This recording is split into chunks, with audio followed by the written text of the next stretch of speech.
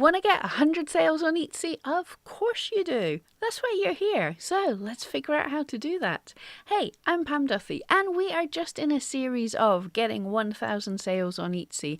And if you haven't already, check in the cards to find out the first few steps, getting 1 sale, getting your first 10 sales. And today we want to talk about getting that first 100 sales. As I say, this is just advice and inspiration from me to hopefully give you ideas to be focusing on. There's nothing set in stone, and if you're already doing something and you're not even at your first sale, fantastic, well done.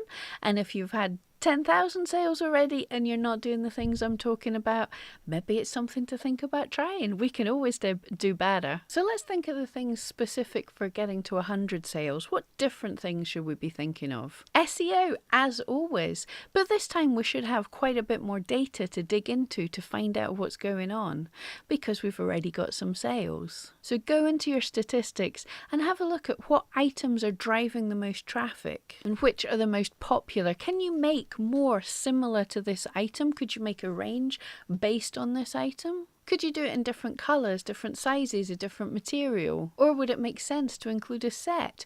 2 little ones and a big one, 2 hand creams and a face wash. Anything just a little different that might drive you even more customers. Most importantly, don't change your tags and titles of an item that's doing well, but you can pop into your description some links to your other items that you've made. So for example, if you like this item but want it in a smaller size, here's the link to my smaller size. If you would like a gift set with this item in it, here's this item. So that's just taking the item that is driving the most traffic and giving it a chance to push traffic to other items and to be able to sell up. If people come to that one item but decide to buy a bulk pack, a gift pack of several different items. And if an item's getting a really high click rate, if an item's driving a lot of views, this means that people like it, they like the look of it. So don't forget to include that item in your featured listings and also in your banner. And while you're looking at analytics, your promoted listings analytics gives you some valuable data as well. So look at the items in your promoted listings that are driving the most impressions and look at the terms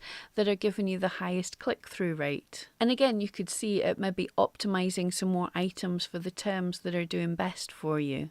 And this is an awesome time to think up some new keywords as well. If you've already got an idea that some low competition keywords you can rank for easily, let's try some harder competition keywords.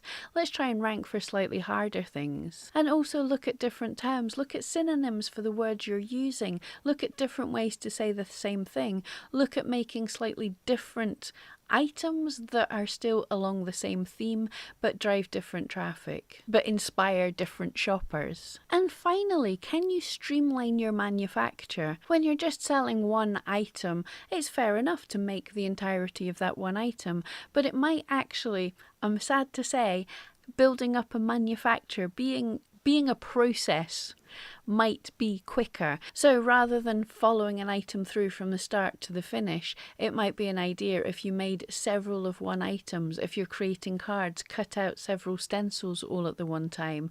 With my needle felting, I can make several bodies all at once and then design the individual dog as and when the time comes. It can really save a lot of time, especially if you're setting up equipment. You can set up, make a whole load of something, store the ones you don't need just now, and then finish off creating the listing. So see how you can streamline that manufacturing process. Okay, I hope that has given you something to think about and you're well on the road to 100 sales, because 100 sales is a really fantastic achievement. If you check on Etsy Rank, you can even see where your shop is ranking in the world, and you might surprise yourself at how well you're doing compared to all other sellers.